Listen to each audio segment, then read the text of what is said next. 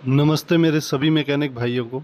यदि आप सीआरडीआई का काम या यूरिया डोज़र का काम स्टार्ट करना चाहते हैं तो हमारे यहाँ ट्रेनिंग्स और बहुत अच्छी मशीनरीज आप दिए गए नंबर पे कांटेक्ट करके ले सकते हैं। धन्यवाद। हेलो एवरीवन एंड वेलकम आज के हमारे इस वीडियो में। तो आज के हमारे इस वीडियो में हम बात करेंगे कर्ज सिस्टम के बारे में।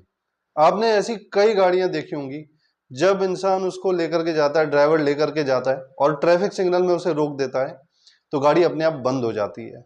जब गाड़ी न्यूट्रल पे हो और जीरो स्पीड हो तो गाड़ी अपने आप बंद हो जाती है, इंजन उसका बंद हो जाता है। लेकिन जैसे ही ट्रैफिक सिग्नल आपको आगे बढ़ने के लिए सिग्नल प्रोवाइड करता है और एक्सलेटर पेडल पे आप प्रेस करते हैं तो गाड़ी अपने आप स्टार्ट हो जाती है और नॉर्मली आप ड्राइव करते हैं बिना इग्निशन दिए गाड़ी अपने आप स्टार्ट हो जाती है और जिस तरीके से ड्राइव करना चाहे उस तरीके से आप ड्राइव करने लग जाते हैं।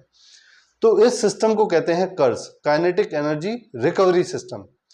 तो काइनेटिक एनर्जी रिकवरी सिस्टम काम कैसे करता है ये आज हम इस वीडियो में देखेंगे। तो कंटिन्यू करिए इस वीडियो को, एक वीडियो के माध्यम से, मिनी क्लिप्स के माध्यम से ही देखेंगे ताकि ज़्यादा अच्छे से समझ में आए। और कई प्रकार से इस टेक्नोलॉजी को अलग अलग व्हीकल्स में यूज़ किया गया है, खासकर लग्जरी गाड़ियों में यूज़ किया गया है। लेकिन नॉर्मल कार्स में आपको ये देखने को नहीं मिलता है क्योंकि इससे गाड़ी की कॉस्टिंग बढ़ जाती है। तो किस तरीके से ये काम करता है, वीडियो को कंटिन्यू करते हैं। तो काइनेटिक एनर्जी रेस्टोरेशन सिस्टम को बताने के लिए वैसे बहुत सारी तरीके से ये टेक्नोलॉजी गाड़ी में इंस्टॉल हुई है, लेकिन ये सबसे इजी वे है जो हम इस वीडियो के माध्यम से देखेंगे। तो सपोज़ करते हैं एक गाड़ी है जिसमें काइनेटिक एनर्जी रेस्टोरेशन सिस्टम लगा हुआ है, रिकवरी सिस्टम लगा हुआ है, लेकिन इस एग्जांपल में लगा हुआ है इस गाड़ी के टायर में स्पाइरल स्प्रिंग की मदद से, प्लैनेट गियर की मदद से, रिंग गियर की मदद से, सन गियर की मदद से ये काइनेटिक एनर्जी रिकवरी सिस्टम काम करता है। इसमें वन वे क्लच का भी इस्तेमाल किया जाता है और इन सबको एक साथ लगाने के बाद ये किस तरीके से काम करता है चलिए इसे समझते हैं। सबसे पहले तो ये जो शाफ्ट आपको दिख रही है तो इसको थोड़ा सा प्रॉपर्ली और समझते हैं। ये शाफ्ट आ रही है हमारा डायरेक्ट इंजन से, इंजन के रोटेशन मतलब ये शाफ्ट का रोटेशन, ये वो शाफ्ट है। अब इस शाफ्ट के ऊपर सबसे पहले सन गियर चढ़ा, ये हमारा सन गियर लग गया। इसके बाद लगाया प्लैनेट गियर और अब लग रहा है ये रिंग गियर। ये तीनों gear, ring gear, planet gear और सन गियर, इस शाफ्ट के ऊपर इंस्टॉल हो गए। प्लैनेट गियर इस कैरियर में लगा हुआ है, ये हमारा कैरियर है। अब देखो होगा क्या, ये शाफ्ट तो रोटेट कर ही रही है जिसकी वजह से अंदर का जो सन गियर है वो रोटेट कर रहा है, ये भी रोटेट कर रहा है, सन गियर से कनेक्टेड है, ये प्लैनेट गियर है और इससे ये रोटेट कर रहा है। अब यहाँ पे गौर करने वाली बात यह है कि इस समय केवल ये रिंग गियर ऐसा है जो रोटेट नहीं कर रहा है, बाकी सब घूम रहे हैं। ये तो रोटेट भी कर रहा है, अपनी जगह भी रोटेट कर रहा है और साथ में रिवॉल्व भी कर रहा है। अब होगा क्या, गाड़ी एक पॉइंट के बाद ब्रेक लगेगा गाड़ी में, चलिए देखें। क्योंकि ये जो गाड़ी स्पीड में चल रही है, तो स्पीड में चल रही है तो उसमें काइनेटिक एनर्जी है, ब्रेक लगाने के बाद ये एनर्जी इधर उधर वेस्ट हो जाती है। तो वेस्ट होने की बजाय उसका यूज़ कैसे किया जाए फ्यूल की एफिशिएंसी को बढ़ाने के लिए, बैटरी की लॉन्ग लाइफ के लिए, वो चीज़ हमें देखनी है। अब यहाँ पे एक और चीज़ इंस्टॉल होते हुए आप देख सकते हैं, ये हमारा ब्रेकिंग, जो हमारा प्लैनेट कैरियर है उसमें ब्रेक लगाने के लिए ये ब्रेक सिस्टम यहाँ पे लगाना ज़रूरी है। इस मॉडल में जिस तरीके की टेक्नोलॉजी का यूज़ किया है कर्स के लिए, उसमें यहाँ पे ये लगाना ज़रूरी है। अब मान लेते हैं ये ट्रैफिक सिग्नल लाइट है, जो कि है ही, और आप ब्रेक लगाएंगे। ब्रेक लगाने के बाद गाड़ी के टायर एकदम से रुक जाएंगे, ठीक। और साथ ही में यहाँ पे लगा हुआ ये जो कैरियर है और ये जो ब्रेक है ना, ये कैरियर है क्योंकि इससे ही कनेक्टेड है आपका प्लैनेट गियर, जैसे कैरियर कहते हैं।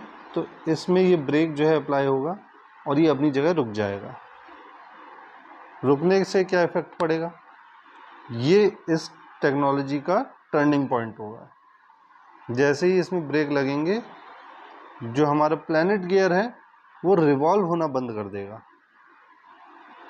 रिवॉल्व मतलब ये जैसे इधर उधर इर्द गिर्द चक्कर काट रहा है, वो रिवॉल्व होना बंद हो जाएगा और वो एक ही जगह पे खड़े रुक करके लगातार रोटेट होगा, क्योंकि उसको रोटेशन मिल रहा है एक्सल से।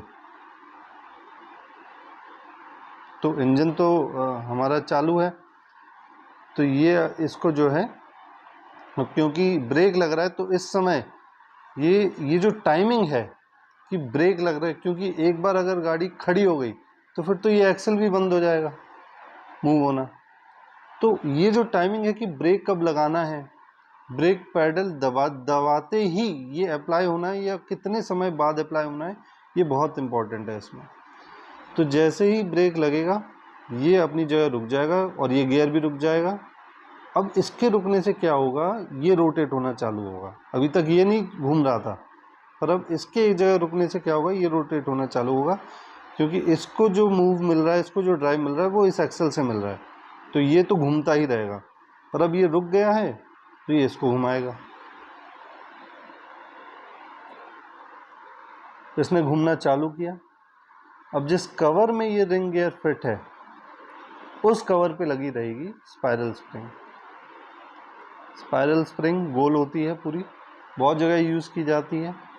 आप अगर देखेंगे नॉर्मली आपके गेट है जो अपने आप बंद हो जाता है, तो उस तरह के गेट्स में भी पहले स्पाइरल स्प्रिंग का यूज़ होता था। तो वही स्प्रिंग थोड़े बड़े रूप में यहाँ पे आपको देखने को मिलेगी। अब ये देखिए एक कवर है और कवर के ऊपर ये जो येलो कलर की आप देख रहे हो, ये स्पाइरल स्प्रिंग है पूरी।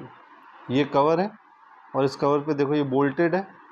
अब जैसे ये घूमना चालू करेगा, ये अभी खुली हुई ये बंद हो जाएगी, गोल गोल होकर के छोटी हो जाएगी ऐसे, और इसके अंदर एक एनर्जी भर जाएगी, क्योंकि जैसे इसे छोड़ोगे ये बिल्कुल फिर से खुलेगी। तो अभी ये उल्टे डायरेक्शन में मूव हो रही है। इस चीज़ को भी गौर से देखिए, इस समय हमारा ये रोटेट कर रहा है ऐसे, है ना, और हमारा जो रिंग गियर है वो इस डायरेक्शन में रोटेट कर रहा है।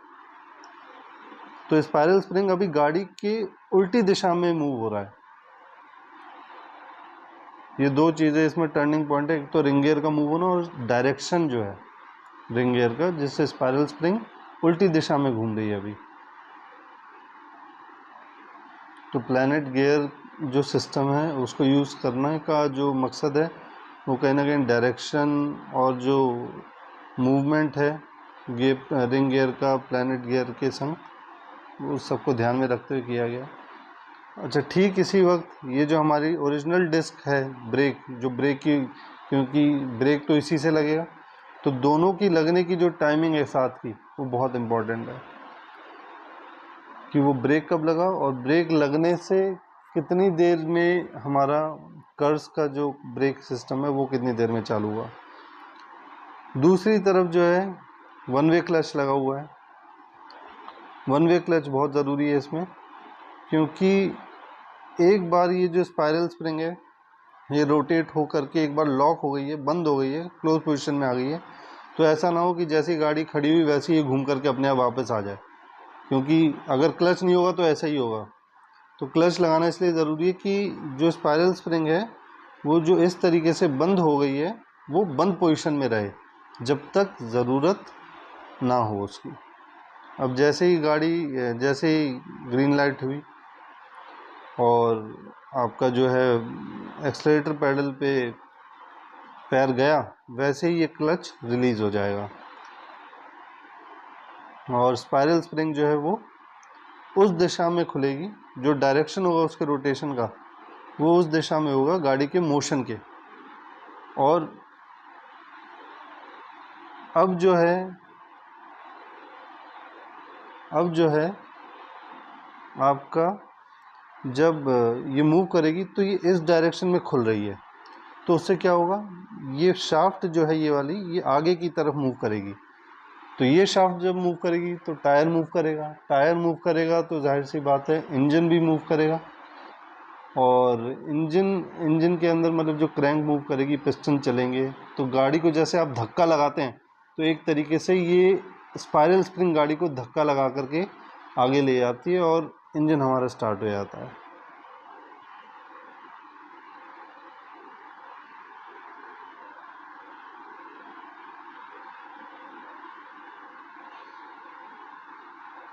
इस तरीके से हम कर्व्स का यूज़ करते हैं गाड़ी के एवरेज को बढ़ाने के लिए।